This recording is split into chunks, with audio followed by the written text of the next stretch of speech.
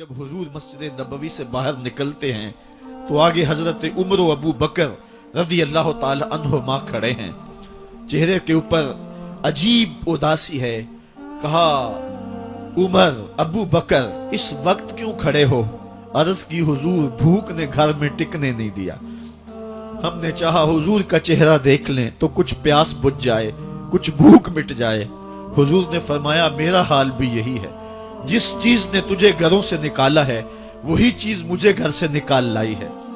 چلتے ہوئے حضرت ابو ایوب انصاری کے گھر کے قریب سے گزرے.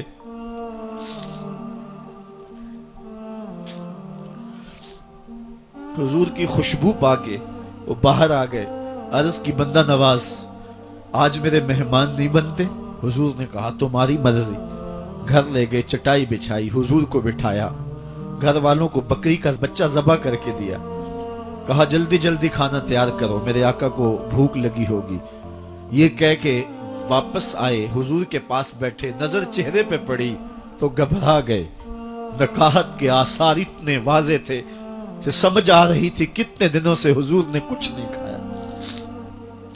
اٹھ کے باغ میں چلے گئے، کھجوروں کا خوشہ توڑا، حضور کے سامنے رکھا.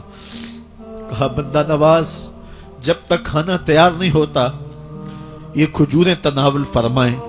تھوڑی دیر کے بعد کھانا دسترخوان پہ لگ گیا.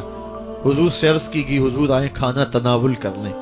حضور نے دسترخوان پر تشریف فرما ہو کر کے حضور نے کپڑا اٹھایا تو حضور نے جب دیکھا کہ کھانا ہے تو حضور نے ایک روٹی لی اور چند بوٹیاں اٹھائیں اور ایک خادم کو بلا کر کے کہا جاؤ ہمارے گھر دے آؤ، میری بیٹی فاطمہ کتنے دنوں سے بھوکی.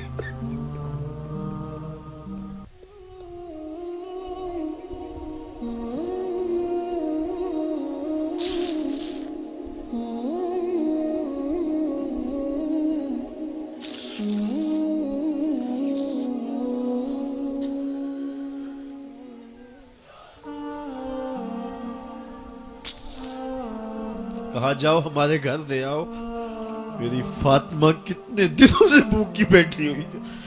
مال کے کونین ہیں گو پاس کچھ رکھتے نہیں، دو جہاں کی نعمتیں ہیں ان کے خالی ہاتھ میں.